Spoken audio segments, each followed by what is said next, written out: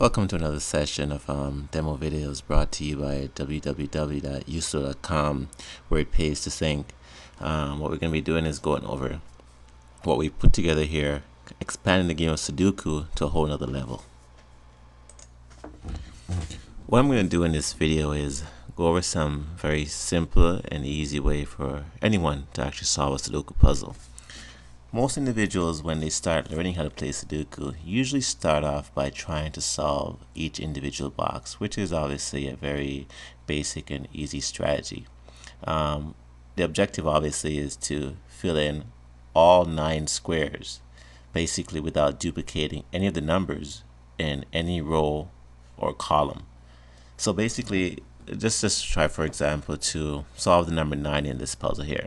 If we notice, 9 basically appears in this row. It appears in this row. There's one space available, which would mean that the number 9 would go into that spot there.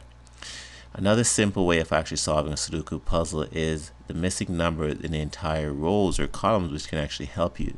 If you look in this column, for instance, you can notice that there's 1, 2, 3, 4, 5.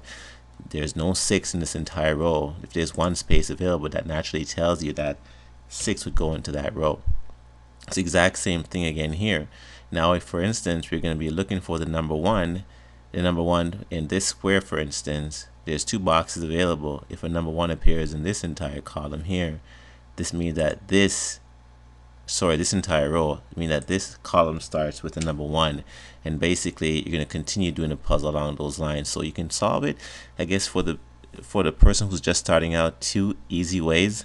Look what numbers are missing in an entire column, or look for what number is in an entire row, or you can try to solve it in its individual box, because you know that each number can only appear once in an individual box. You check 1, 2, 3, 4, 5, 6, number 7 is missing, you enter number 7. If you check in this entire row now, you can actually look. If you look total, there's no 2. A 2 is missing here. You throw that number 2 in there, all of a sudden you only have 1 square left to actually solve this entire box here.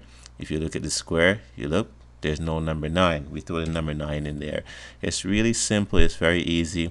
You can continue solving these puzzles using these same 2 strategies as you play. You can use both at the exact same time. Solve each box individually, or you can solve the rows and columns as you're going along doing your puzzles. Very basic, very easy to do, and I suggest with practice, obviously you can get very, very good at doing this. Once again, 1 number missing, that's the number 1. We don't always have to look in each individual boxes. Try to solve the rows and try to solve the columns. It'll make it a lot easier for you, especially when the puzzles are harder. You'll find that it makes it so much simpler. Thanks guys for watching this video. I hope you found it to be quite helpful. Once again, this was brought to you by www.usudo.com, where it pays to think. Check us out.